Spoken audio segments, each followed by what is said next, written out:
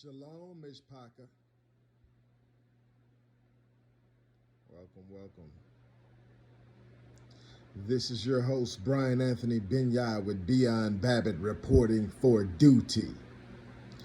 And today is what they call Thursday, June 4th, 2020. We're in our continuance of our series on time. Series on time. This one, I guess we'll call it Time of Vengeance. Time of Vengeance. And it's interesting, there's some signs. It's going to be in the moon tonight on through July the 4th. So tonight, I don't know if it's going to be like the night of the 4th into the 5th or the night of the 5th into the 6th, but it's supposed to have some type of, I don't know if it's a blood moon or strawberry moon or something like that. And then, and that's June. And then there's supposed to be a blood moon on July the 4th, so-called Independence Day in July. So that means in between that time, it's significant. Those are signs. Maybe one's a start, maybe one's a stop, or maybe one's leading to another. Either way it go, these are interesting times. So we'll just call this one a time of vengeance. And we're going to be coming out of the book of Exodus. Book of Exodus, chapter 21. And I'll probably do just 1 through 31. So let's go ahead and get started. All right, here. Now these are the judgments which thou shalt set before them. If thou buy a Hebrew servant, 6 years he shall serve, and in the 7th he shall go out free for nothing. Okay, somebody broke the rules then. If he came in by himself, he shall go out by himself. If he were married, then his wife shall go out with him. If his master have given him a wife, and she have borne him sons or daughters, the wife and her children shall be her master's. And he shall go out by himself. So he had a choice. If the master gave you a woman to mate with, if the master bred you, in other words, that's still the master's woman and the master kids. Now, if you want to stay, you can stay. If you want to go, you can go. But if you go by yourself. That's what it said. Verse 5. And if the servant shall plainly say, I love my master, my wife, my children, I will not go out free. Then his master shall bring him into the judges. His master shall bring him unto the judges. He shall also bring him to the door or unto the door's post, and his master shall bore his ear through with an awl, and he shall serve him forever. So that's them big holes with the little wood in your earring. That's what that means, your slave forever. And if a man sell his daughter to be a maidservant, she shall not go out as men servants do. If she please not her master, who hath betrothed her to himself, then shall he let her be redeemed, and sell her to sell her unto a strange nation. He shall have no power, seeing he hath dealt deceitfully with her. Now I'm trying to see, let me see that. If a man sell his daughter to be a maidservant, okay, that I guess that's what. I don't know. Maybe that's just what it says. I was gonna try to explain it away, but I was thinking of the example above that, to where the servant would leave, and because he had the option to stay with his wife and kids or to go free. And I was thinking maybe if he went free and the master were to sell, the daughter, because it's like his daughter, basically. And that still could be it.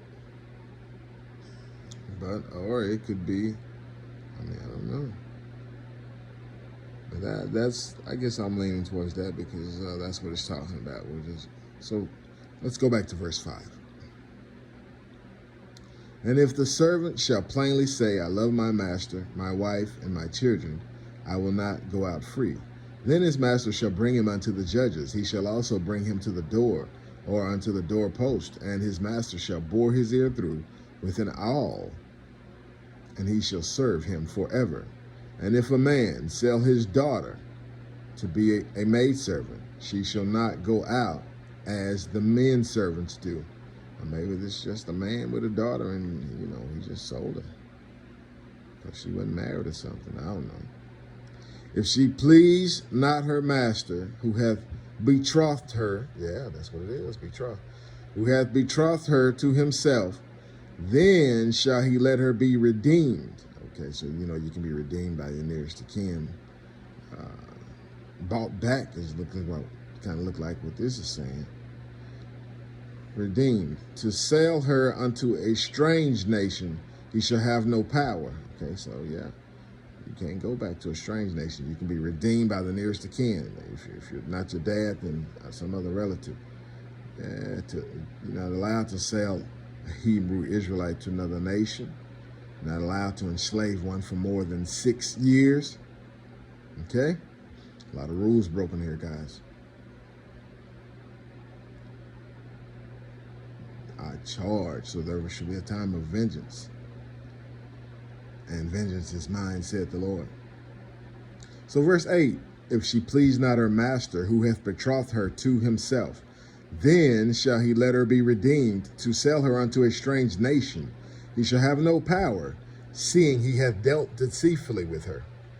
And if he have betrothed her unto his son, he shall deal with her after the manner of daughters. See, there you go.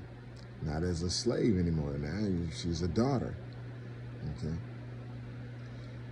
If he take him another wife, her food, her raiment, and her duty of marriage shall he not diminish. In other words, you can't take another wife, even though this was a servant. Once she's married, and now she's status done upgraded. And then if you take another wife, you can't just be like, I ain't gonna give you nothing no more. No, that's you just added extra responsibility. So now you gotta do the same thing you was doing for this one. Don't stop. And then you gotta do for the next one, whatever that agreement is. You see what I'm saying? You don't take away from one to give to the other. Nope, you keep doing this over here. And you just have an added responsibility of doing this over here now. Okay? Verse 11. And if he do not these three unto her, then shall she go out free without money. So she's basically can go like because in Hebrew culture, the woman can't divorce a man. And then this instance, she was a slave that he betrothed and married, a servant that he betrothed and married. So if you got to keep your end of the bargain, or she can go out free without somebody having to pay her, or she having to buy her own way out. He that smiteth a man, check out verse 12. He that smiteth a man so that he die shall be surely put to death. Okay, this is what we're seeing in the news right now. He that smiteth a man so that he die shall be surely put to death.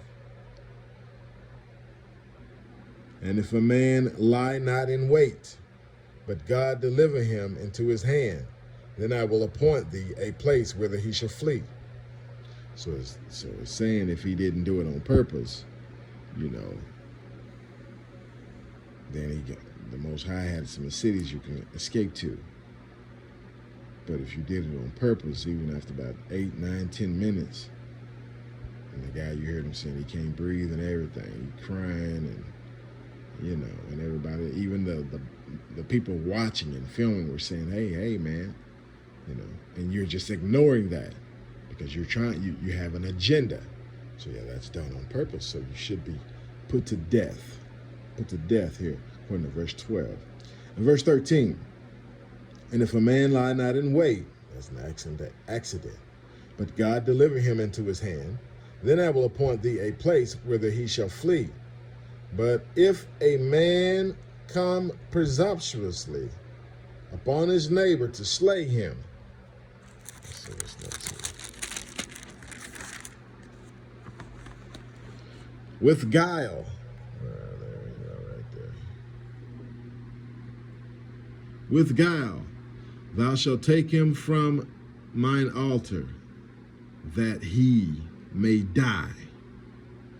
Okay? You slay him with guile. See what I'm saying? You act like it's an accident. Oh, I didn't know he was going to die. You're just going to stay on there until he stop moving.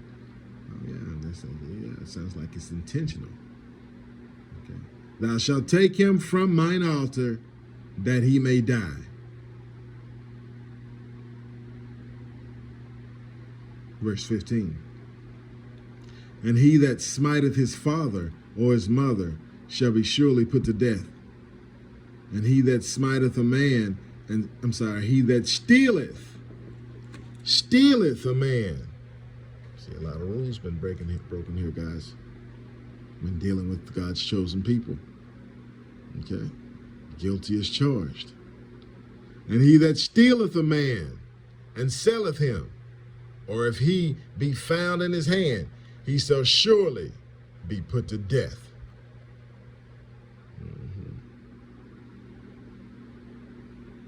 A lot of rules been broken here, guys. Verse 17. And he that curses his father or his mother shall surely be put to death. And if man strive together, and one smite another with a stone or with his fist, and he die not, but keepeth his bed, if he rise again and walk abroad upon his staff, then shall that smote him be quit. In other words, you're going to be acquitted if he walk around. You see. Only he shall pay for the loss of his time. In other words, his wages. The time he was in his bed, and shall cause him to be thoroughly healed. And if a man smite his servant or his maid with a rod, and he die under his hand, he shall surely be punished. Notwithstanding, that didn't happen the time that they had a quote-unquote transatlantic slave trade dealing with the Hebrew people. They weren't punished. They could do whatever they want to do. They were like, it's my slave. No. You get to get punished. So all this has got to be made up for time lost. Okay? Damages.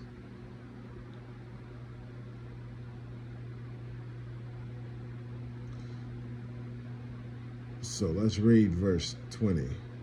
And if a man smite his servant or his maid with a rod, and he die under his hand, he shall surely be punished. Notwithstanding, if he continue a day or two, he shall not be punished, for he is his money. So in other words, if he linger around, don't die, then you shouldn't be punished, because that's yours. You paid for him in that regard. If men strive and hurt a woman with child, so that her fruit depart from her, and yet no mischief follow, he shall be surely punished according to the woman's husband will lay upon him. So that's him. He give the judgment. The woman husband say how severe or how least, whatever he say, that's what it is. And he shall pay as the judges determine.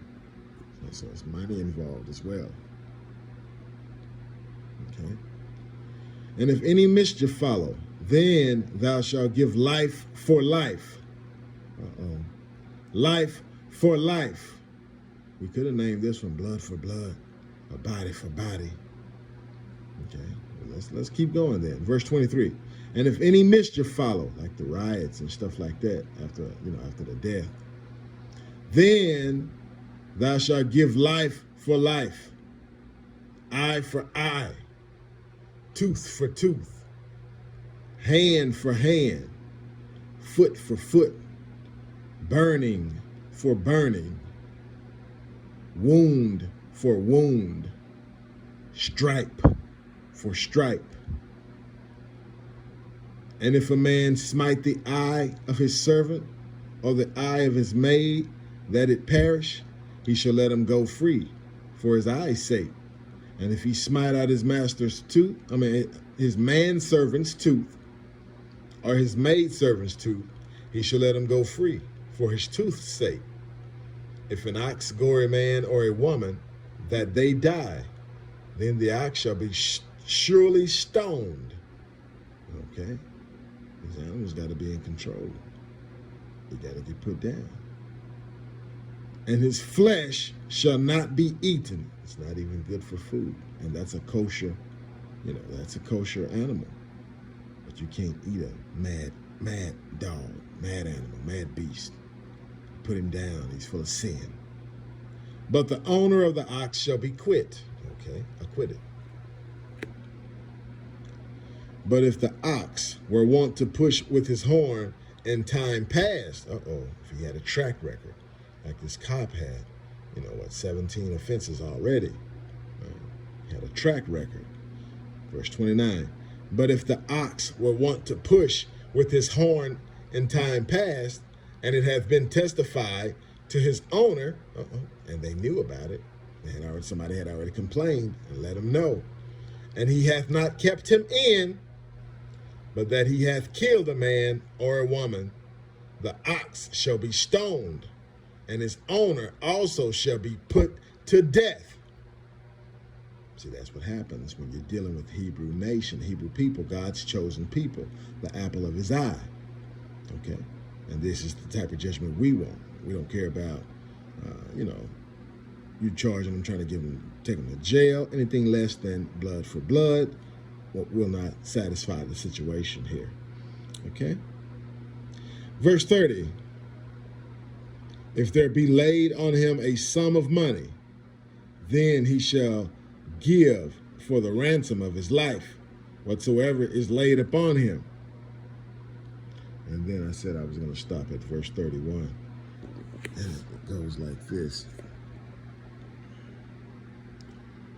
Whether he have gored a son or have gored a daughter, according to this judgment shall it be done unto him.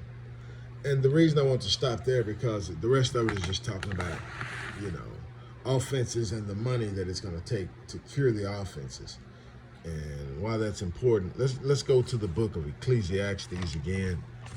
And this is the preacher, Solomon, the wise king. And he wrote several books in this Bible.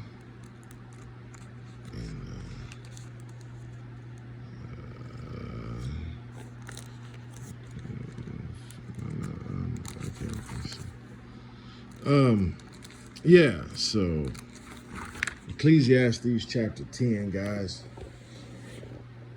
And 10:19.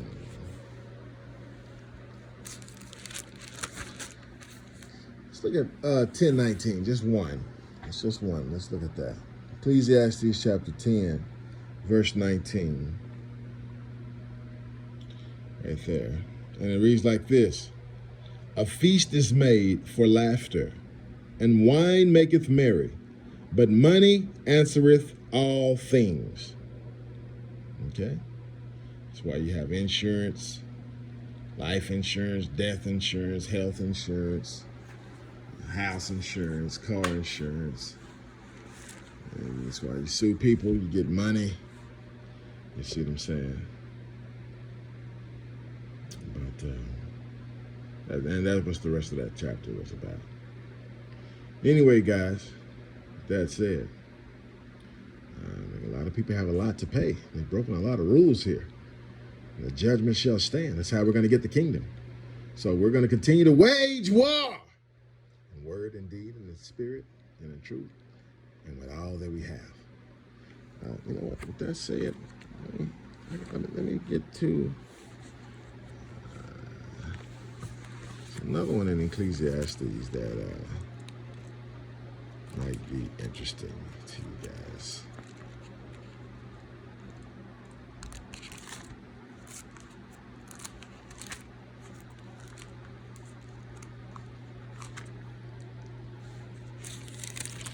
Ecclesiastes.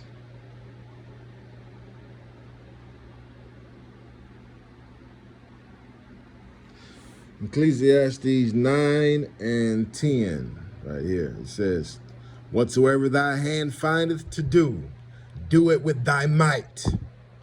For there is no work, nor device, nor knowledge, nor wisdom in the grave whither thou goest. Give it all you got, guys. Wage war. And this is your host, Brian Anthony, Benya with Beyond Babbitt. Over and out. I love y'all. Peace and blessings. Wage war. Amen.